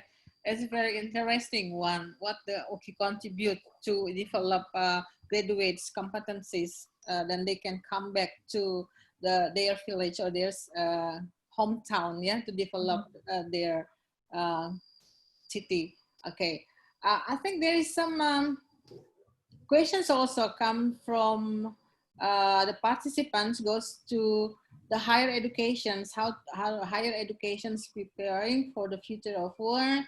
I will read from Catherine, also from Kathy.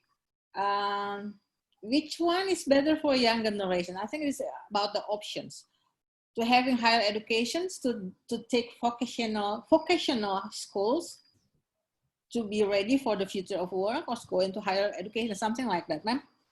Okay. Okay, thank you. Oh, thank you. I think Eddie will help us with this question, Okay. yeah, later after I answer. Yes. So, which one to choose, higher education or TFAT? TFAT is Yeah. technical Professional. vocational education training, yeah. So which one to choose? So, so this is the problem of high high school leavers, yeah. Yeah. Everybody wants to go to university. They don't know what to do. They just go to university. They ignore that if they want to have certain training, they should have gone to vocational school instead. Yeah, but they just want to go and study. Yeah, so this is what you should do if you want to earn certain competencies, yeah, to work in a certain area. Please go to vocational school. But if you want to develop certain skills and uh, knowledge, then you can go to university. The difference is that after vocational school, you go straight into labor market. Yeah. But if you go to university, then you have the chance to develop your knowledge and deepen it, and also go further to the next level, to the graduate and postgraduate levels. So Thank you. this is the difference. But now, as I've already mentioned in my presentation, higher education has changed actually, yeah. So like Universitas Kristen Indonesia, yeah, we have our vocational school. Yeah. But not too many people wants to go to vocational school because of the prestige, yeah. Prestige. Yeah, prestigious, ya, lebih prestige. So Yeah. they want to go to earn a degree, which Ah. cannot be obtained when you go to vocational school. The Yeah. society loves you more if you have degrees.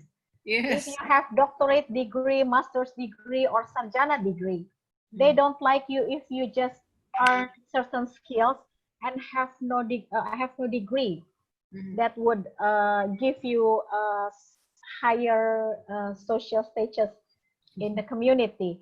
Yeah. But now the government has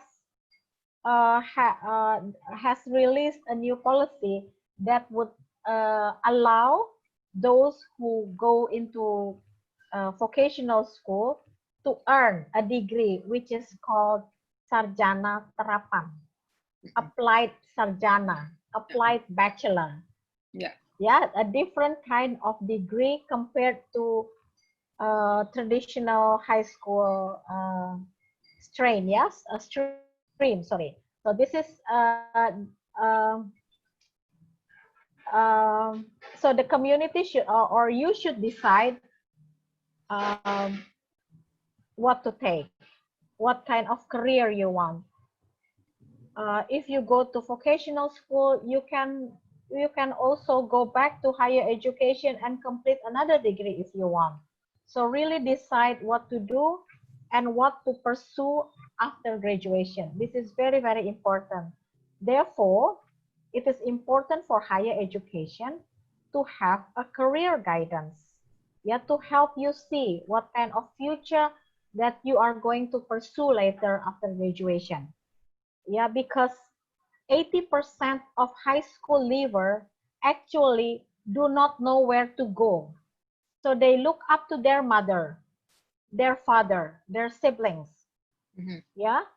And they help them decide what to get. So it is not I mean, it is very, very usual, yeah, to see that a doctor will send their children to a medical school, or engineers sending children to faculty of engineering. Yeah, because they only look up to their parents, and their parents, if the parents don't decide for their future, the children will just decide because the role model is the parents. So this is the kind of pattern that I see from the career choices. Okay. Of course, there are failures in perhaps in the on the way, yeah. But then it is very very small percentage of Yeah. those of the failure. Okay. Yeah. Thank you, ma'am. Okay. Yeah. How about your opinion, Eddie? Do you think there's degrees? in Okay, your this is a very interesting. This Yes. is a very interesting topic or question to ask. I will share from my own personal experience. Okay, Okay. so in Singapore, we actually have focused a lot on the qualification, the paper qualification. Okay, especially in Asia, every part in Asia, we focus a lot on paper qualification. So in Singapore, same thing. We normally finish our primary school, secondary school, then we choose a junior college or a polytechnic, and then we move on to university. So after I finished my secondary school, I actually came to a point of time where I need to decide what do I want to do. Okay, whether is it polytechnic, vocational school, or university. What happened is I decided that I'm not going to go for any of them. I'm going to start to work first. The reason is because I asked myself the question. I look at around all my peers, people who are older than me from church, and the problem is they study a degree, and when they graduated, they do something totally different. Okay. So my question is, why am I wasting my parents' money, and why am I wasting my time where I do not even know my career, and then to build the competency accordingly? So I'm wasting my time and wasting my parents' money. So I decided to work first and to really decide what do I want to do as a career. And then after that, I took the night classes for degree. Okay, and then and the thing is, interestingly, when I look at my own personal journey, by the age of 25 years old, I'm already a people manager. Okay, but my friends who study in the same secondary school as me, when they graduated from university at the age of 25, they just graduated. They are just a junior employee, but I'm already a manager.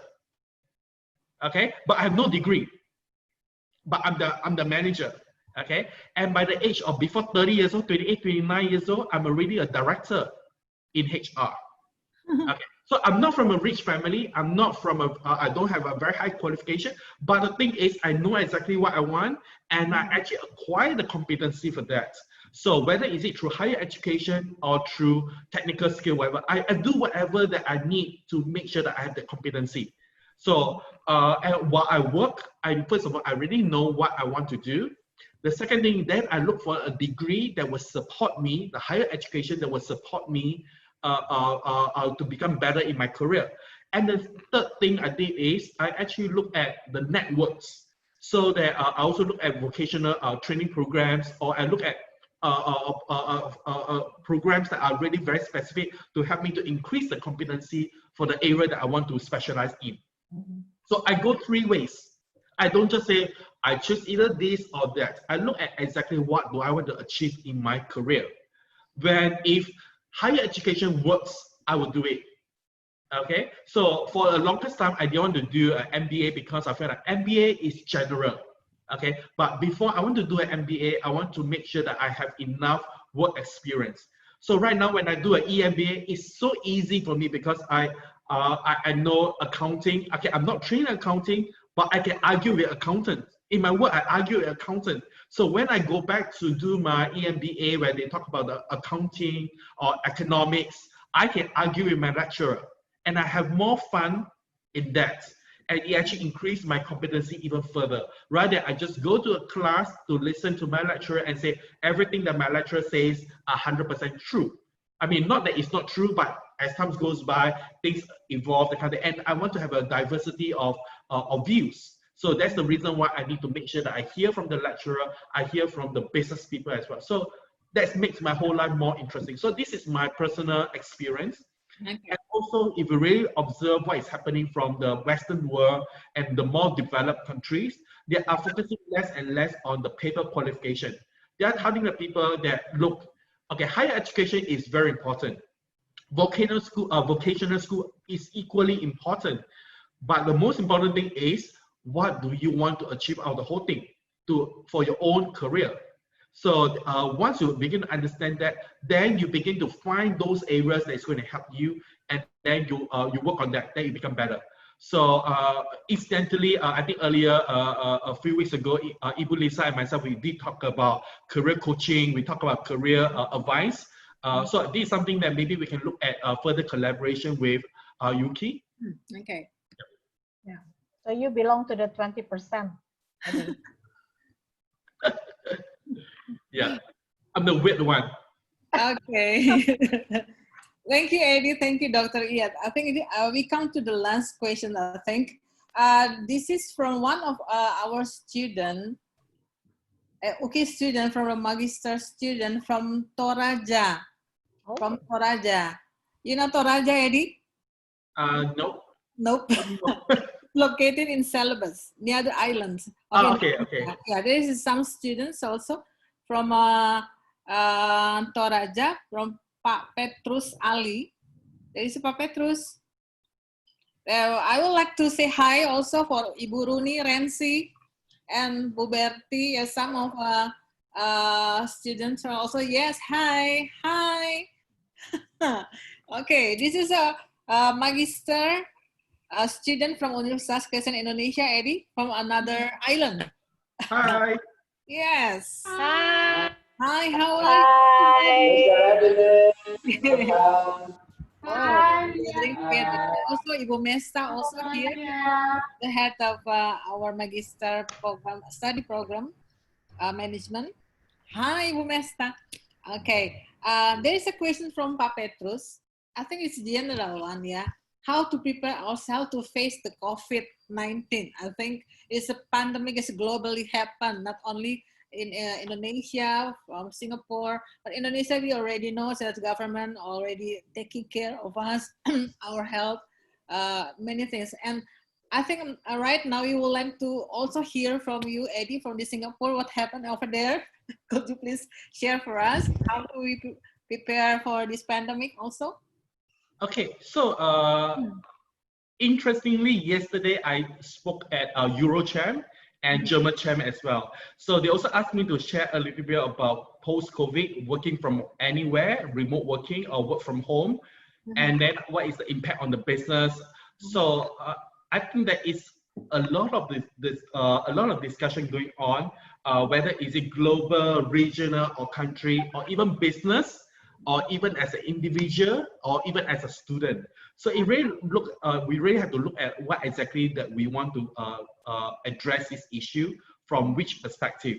So it's a very complex one. So like example, if you talk about from organization perspective, Yeah. so just now the presentation did talk a little bit about working from home, flexible working, and which is very interesting. My view is that we definitely will be moving into more flexible working arrangements. Okay. And I'll say that maybe we'll be looking more of hot desking rather than having a fixed office space.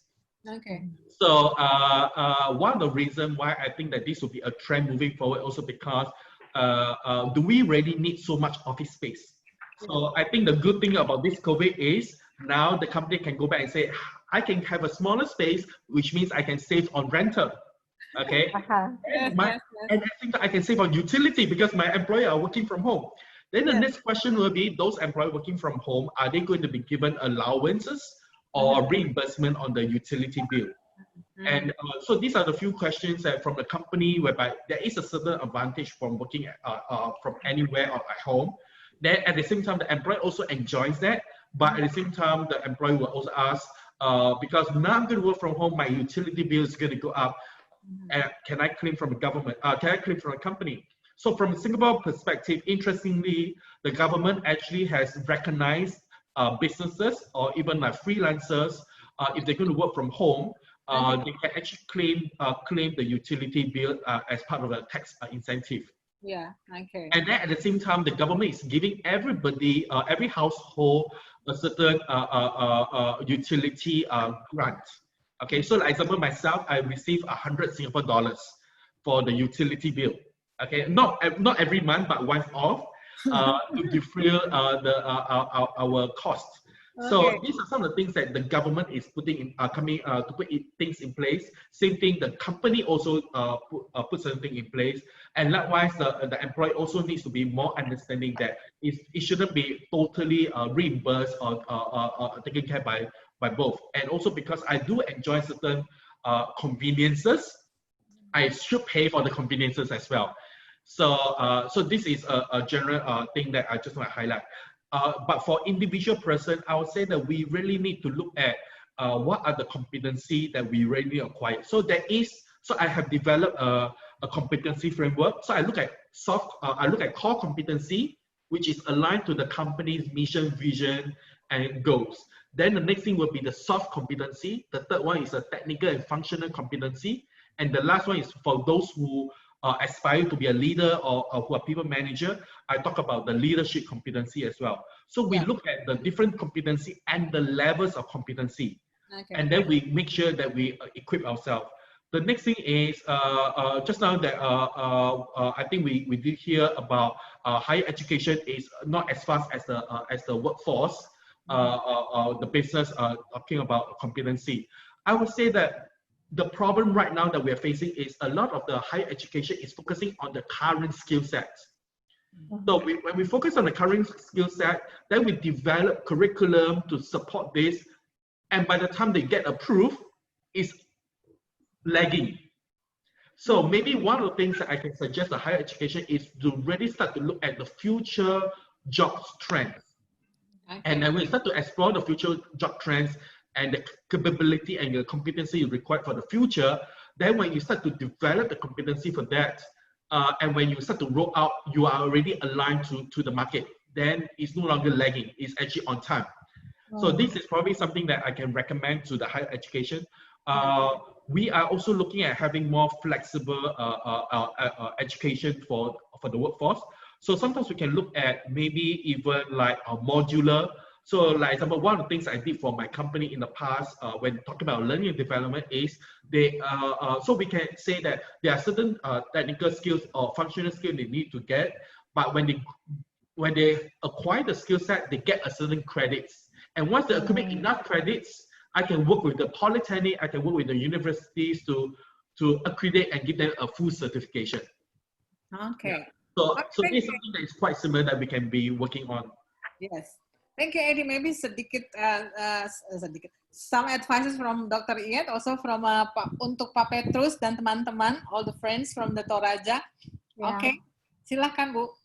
Halo Pak Petrus, Bu Runi dan kawan-kawan, how are you? So the question is how facing this COVID-19 and how to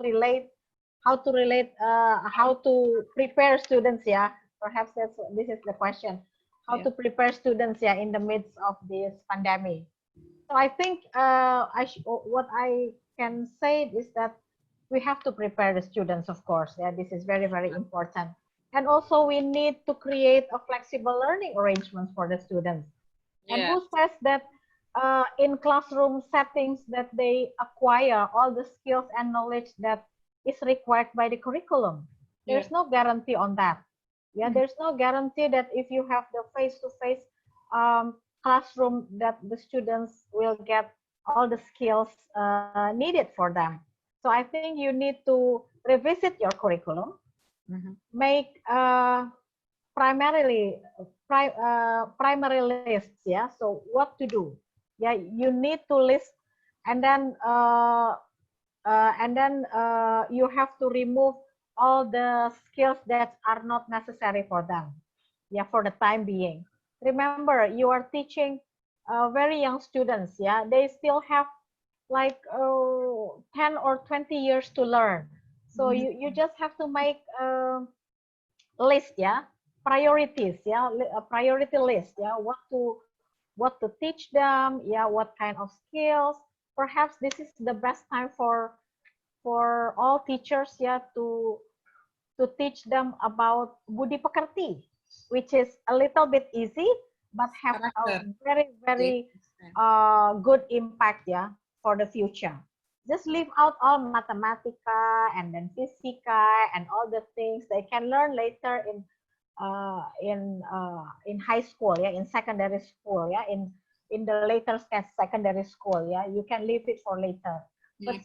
from now on, is the best skills that you can teach them is how to have a good attitude in learning, yeah. They have to learn from home, yeah. Don't burden them with too many homeworks because they need quota, yeah, internet quota to Yeah. learn, yeah. Yes. And teachers sometimes don't sometimes teachers, when they have this kind of classroom, they never reconsider parents what this apa uang orang tua gitulah ya. They have to pay for the internet quota, and this is very very expensive. Okay. So revisit your curriculum, make priorities for your in your curriculum, and just let them learn, Yeah. yeah, and don't force them to do something that you yourself cannot achieve. Thank you very Okay. much. Thank you, Dr. Ia. Thank you, Pak Lee. Thank you for everybody. I think I will not conclude this one because, you know, the big topics that we already discussed today, it could not be ended now because come to our minds how to implement to our practical life, being a teacher, being a student, or for the entrepreneur or for businessman, everybody here. Okay, I would like to say thank you for Pak Edi and Dr. Iyad also. For the very, very interesting presentations. It's very beneficial for all of us here. And I will give it back the floor to Bene to closing this event. Thank you, Bene. Okay. So thank you very much for all the speakers for giving us a lot of knowledge and insight regarding our topic, human development and future of work. We also would like thank you to Dr. Lisa Gracia Kailola as the moderator and also the Director of International Office. So before we end our webinar today, I would like to give you some information. If you want to update about our webinar in the future, you may go to our Instagram, uki.international, and also our Facebook on Office of International Affairs UKI, our YouTube on International Office UKI, and also if you have some questions related to the webinar or all the programs, international programs, you may chat us on this WhatsApp. Okay, so for the participants, can you just turn on your camera? We will have photo session. Okay. Oh, so beautiful, all of you. Yeah. Okay. Benedict, you can also share with them my LinkedIn and my Facebook account so that if they have any question, they can reach out to me. All right. Okay. So wait, I will. Just put it on the chat box. Yes. Oh, okay, we will put it on chat box. Arya, could you help us to give it to the chat box? So if you have any questions related to ASEAN Human Development Organization, you may also ask Edili for further information. Okay, so I think all of the participants now are ready to take a picture. You ready, Arya? Okay, so 1, 2, wait, somebody needs to turn on. Okay, 1, 2, 3. Okay, one more. One more. All right. Okay, ready? 1, 2, 3. All right. Thank you everyone for your participation on today's webinar. See you on the next event. Yeah, Bye. thank you, Bene. Thank you, you. Eddie. Thank you, Dr. Tia. Thank you. Thank you, everybody. Yes. Bye. Bye. Bye. Bye. Thank you. Bye. Thank you. Hi, Wiloni. Lisa, Bu Mesta. Halo, Ibu Resi, everybody.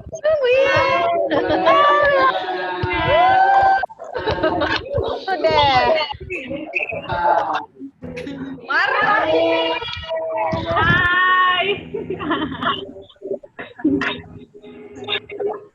Pak Edi, very interesting sharing that you have today. I'm very Yeah, thank glad you, that Eddie. I could listen to your presentation. Yeah, I like your presentation a lot because there is a difference between the academic experts and compared to me. Yes. You can see that mine is very simple Uh-huh. and yours is step by step is very good for the student. Yeah. Yeah, because I really concerned about this higher education competence. I've been doing research for many years, yeah, and things are getting complicated in the labor market. Yes. And it's really hard to tap what's this the signals from the labor market, yeah. Yeah, So, I would say that the good thing, maybe we can talk about how HR, which is the learning and development person, can actually work closely with the higher education. Because in HR, learning and development, we do a lot of work in building the competency of the workforce. Yeah, I think this is the problem about higher education, yeah, because our curriculum has to be packed with many knowledge which sometimes are not used for the labor market, yeah, for the future work, yeah. And if we are too practical or pragmatic, people think that our curriculum is nothing, you know, there is no load of knowledge and everything.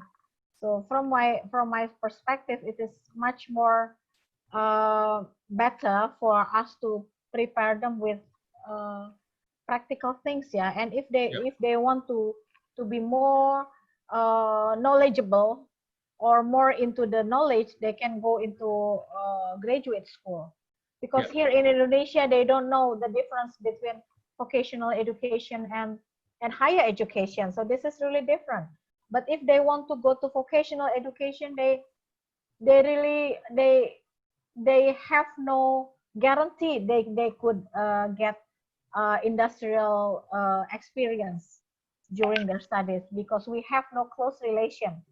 If we compare this to, if we compare our country to Germany, Germany is in the system. Yeah, even the research and industry is different to higher education. Yes, correct. So yeah, in the Western world, they actually give a lot of emphasis on vocational institution. They are equally as prestigious as compared to the university as well. Yes. So even like in Singapore right now, we are also slightly moving towards the direction. Eddie, Lisa? hello. Hey, we have to close this session first. Okay, sorry. I thought it's already done. There's still many people here. So no, don't worry. They can listen. So, Eddie and Dr.rer, I believe that we will come to the following discussions more deeply, because, you know, we already have an MOU. It's okay for us to talking anything. Oh, good. Okay. Yes. We should close this too, because everybody is here. Okay. Thank you, everybody. Thank you. Bye. Can we continue? Yeah. Okay. Thank you, Ma'am Iet. Thank you, Eddie. Thank you. Achi, how are you? Nice session with you. Nice, ma'am. Oh, good. Keep healthy, ma'am. Yeah, you too. Thank you. So come again, Eddie. What you do in Singapore too? Yeah. So in Singapore, we are also beginning to talk a lot about beyond graduation. What can they do? So, like example, because of this COVID, we actually do put in place this thing called the traineeship, whereby it's an extension of internship. But what happens is that it will become like a full-time job, or rather, it's a contract job. But it's actually heavily subsidized by the government as well. So because of the COVID, a lot of company is facing the issue about hiring, and they may be even retrenching people. So because of the manpower cost. So what happened is that the government actually put in place to subsidize, and through also working very closely with the university fresh grads, that they can actually find jobs. So this is one thing that we are trying to put that in place. And like what just now you mentioned earlier, I think we have this thing called the earn and learn, whereby after they finish after they graduate, they work, and then while they're working, they actually can further their studies, and it's actually heavily subsidized by the government as well. Okay. The problem is we have so many people, yeah, in Indonesia, more than 200 million of people, Yes, yes. and so many people going to higher education. So every year we graduate almost 1 million students from higher education. So can you Yeah. imagine the big workforce that we have? But sometimes they don't end up in their dream job because they don't know, they have no idea what kind of jobs they are going to take. Correct. So they sometimes they value themselves too highly Yep. for a job that is not really requiring specific competencies. So this is Yeah. what. So I agree with you because, like example, when last time when I was doing HR, I don't really hire people from NUS and NTU as much. Okay, why so? The reason is because a lot of them, they are, after they graduate, they think that they know a lot and they are very snobbish. They're Yes, not yes, willing to yes, learn yes. more. Mhm, So mhm. I hire because of the right behavior, the right attitude, besides talking about the competency. So I do actually hire people who are so-called the underdogs, who are very willing to learn. Mhm, mhm. So Yeah, sometimes when we have too much education, we tend to be very proud and yes, not willing yes. to learn more things. Mhm, So mhm. that is why I always tell the candidate, say, look, if you're going to come in with this kind of bad behavior, attitude, I'm not going to hire you. Yeah, yeah, yeah. Yeah, Yeah, that is also the case here in Indonesia. But the problem is that sometimes industry and education never look at each other, never consider each other. So this is what makes the two parties have different perspective on each other. So right. let's just say that so industry, uh, instead of asking help from higher education to provide graduates that meet to their standards, they tend to establish their own school. Correct. Yeah. So one of the things that in Singapore, what we are doing, the university are doing, they are partnering very closely with a lot of companies, Mhm, whereby beside the student attending the lesson, they mhm. actually organize a lot of industry sessions, where Okay. they invite the industry leaders to come in to share with the students. So Mhm, it's a very regular kind of interaction between the students and the industry. mhm, So this mhm. is something that Yeah. Indonesia may want to consider that. Yeah, yeah, yeah. We also have we also invite industry to come. Yeah, Yeah, to raise their interest on our future graduates also. Yeah, that is our strategy. Yeah, to raise their interest on our graduates. Yeah, to see that our graduates has competitive advantage. yeah, Yeah, those who are graduating from UKI has different kind of advantage. yeah. Yeah. Oh, interesting, Eddie. Thank you so much. Thank you, thank you. Yeah, I hope to discuss further with you in the future. Yeah, if possible. Yeah, Yeah, yeah, or yeah. Because perhaps. we have an MOU for 3 years, we have a lot more Oh, things. good. Oh, Yes. good. Yeah, yeah. Perhaps Bene, we can invite Eddie for incoming students of new students of 2020 batch 2020. Yeah, for the awareness seminar on the Yeah. future work. I think Yeah, because That it would would be interesting. it is. Yeah, man. Yeah, yeah, because they have to prepare. Sometimes our graduates prepare for work later, just before their graduation, which is wrong. They yeah, should prepare from the very beginning.